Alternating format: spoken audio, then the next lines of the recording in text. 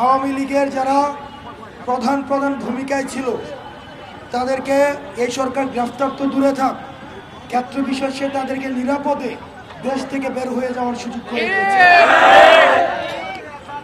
আওয়ামী লীগের যারা দেশ থেকে পালিয়ে গিয়েছেন এর দায়ভার অবশ্যই অন্তর্বর্তীকালীন সরকারকেই নিতে হবে। আমরা যখন দেখলাম এই অন্তর্বর্তীকালীন সরকার আওয়ামী লীগের বিরুদ্ধে যথাযথ ব্যবস্থা নিতে পারছে না, আমরা দেখলাম আওয়ামী লীগ এই ফ্যাসিবাদী দলটি, সন্ত্রাসী সংগঠনটি চূড়াগুপ্তভাবে যারা আন্দোলনে যুক্ত ছিল, যারা আহত হয়েছে এবং শহীদ পরিবারের উপরে বিভিন্নভাবে হামলা করছে। আমরা আরও দেখতে পেলাম এই ফ্যাসিবাদী সরকার, আওয়ামী লীগ সরকারের রাষ্ট্রপতিকে সরকার নিজস্ব পৃষ্ঠপোষকতায় দেশ থেকে পালিয়ে যেতে সহায়তা করেছে। সেটির ধারাবাহিকতায় আমরা কিন্তু ঘরে বসে থাকতে পারিনি। আমরা আপনাদের আস্থায়, আমি বিশ্বাস করেছিলাম কেউ যদি আমার পাশে এসে নাও দাঁড়ায়, আমার আহত এবং শহীদ পরিবারের ভাইয়েরা আমার পাশে এসে দাঁড়াবে।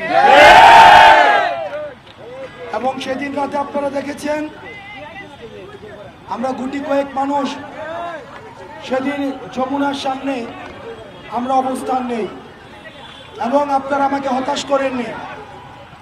আপনারা আমাকে হতাশ না করে আপনারা সেখানে আমার সাথে এসে সংহতি জানিয়েছেন, এবং পরবর্তীতে আমাদের পুরো আন্দোলনে গতকাল পর্যন্ত আমাদের অবস্থান কর্মসূচিতে আপনারা নিরঙ্কুশভাবে আমাদের পাশে এসে দাঁড়িয়েছেন। গতকাল আমাদের আন্দোলনের পরিপ্রেক্ষিতে সরকার থেকে যে বার্তাটি এসেছে, আমরা এই বার্তাটি পাওয়ার পরে এই আন্দোলনে যারা যারা অংশগ্রহণ করেছে আমরা সবাইকে নিয়ে বসে এই সিদ্ধান্তটাকে পুনর্বিবেচনা করেছি। পুনর্বিবেচনা সাপেক্ষে আমরা সরকারকে বলেছি আমরা আগামীকাল পরিপত্র বা প্রজ্ঞাপন পাওয়া পর্যন্ত আমরা কিন্তু সরকারকে সময় দিয়েছি। অর্থাৎ প্রজ্ঞাপন পাওয়ার পরে পরবর্তীতে আবার আমরা আমাদের কর্মসূচি দিব, সেই জায়গাটি আমরা সরকারকে জানিয়েছি।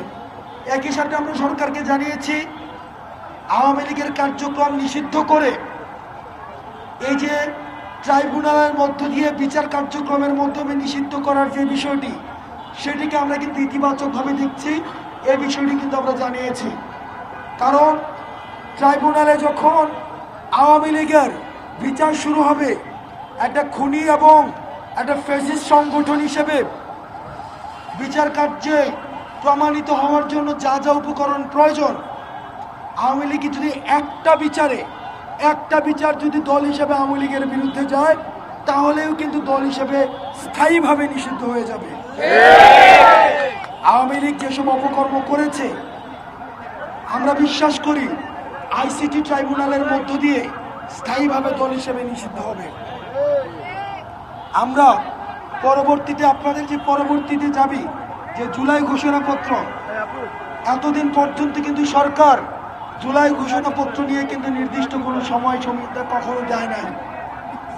কিন্তু আপনারা যদি লক্ষ্য করেন তাহলে আপনারা দেখবেন গতকাল সরকার যে পোস্ট দিয়েছে সেখানে কিন্তু বলেছেন যারা এই গণঅভ্যুত্থানের শক্তি, তাদের নিরাপত্তার জন্য, সার্বভৌমত্বের জন্য এবং সর্বোপরি বাংলাদেশের জন্য আগামী 30 কর্মদিবসের মধ্যে, সরকার কিন্তু সময় আগে কিন্তু কখনোই উল্লেখ করে নাই, গতকাল কিন্তু সরকার নিজেই সময়টা বলেছেন, আগামী 30 কর্মদিবসের মধ্যে এই জুলাই ঘোষণাপত্র নিয়ে ঘোষণা করবেন।